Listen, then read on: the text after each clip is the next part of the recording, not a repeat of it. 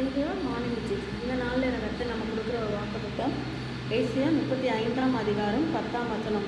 கர்த்தரால் மீட்கப்பட்டவர்கள் திரும்பி ஆனந்த களிப்புடன் பாடி சியோனுக்கு வருவார்கள். நித்திய மகிழ்ச்சி தலைமையில் இருக்கும்.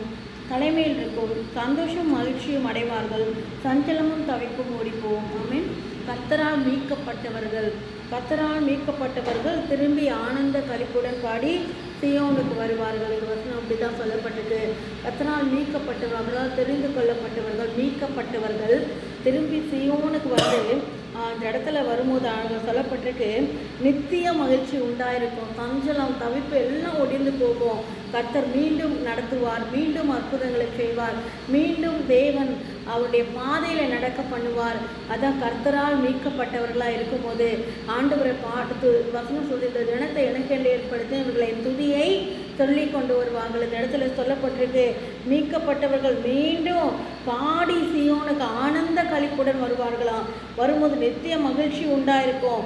சஞ்சலம் தவிப்பெல்லாம் ஒடிந்து போகும் என்று சொல்லப்பட்டிருக்கு. இந்த நாட்கள் நம்ம என்ன சஞ்சல பாதையில் போயிட்டுருக்கலாம், ஏதோ ஒரு கஷ்டமான பாதையில் போயிட்டுருக்கலாம், ஏதோ ஒரு கண்ணீரோடு போயிட்டுருக்கலாம், ஏதோ ஒரு இதுவாக இருக்கலாம். ஆனால் ஆண்டவர் சொல்றார், மீண்டும் உங்கள் சிறையிருப்பை நான் திருப்புவேன், மீண்டும் கர்த்தர் சொல்கிற நான் அற்புதத்தை செய்வேன், உங்களை பலப்படுத்துவேன். நீங்கள் சியோனில் வந்து என்னை துதிக்கும்படி நான் உங்களுக்கு உதவி செய்வேன். கர்த்தர் மறுபடியும் அந்த ரீபில்ட் பண்ணுறது, அந்த மறுபடியும் தேவ பிரசன்னம், மறுபடியும் அந்த சந்தோஷம். ஒருவேளை அங்கே இருக்கலாம், ஆனால் அந்த சந்தோஷம் இல்லை, எனக்கு சமாதானம் இல்லை, ஆண்டவரே இது என்ன குழப்பமாக இருக்கே நம்ம நினைக்கலாம். ஆண்டுடைய சமாதானம் வரும். கர்த்தர் பெரிய காரியங்களே செய்வார். சியோனுக்கு வந்து நம்ம துதிக்கும்படி கிருபை செய்வார். ஆமென்.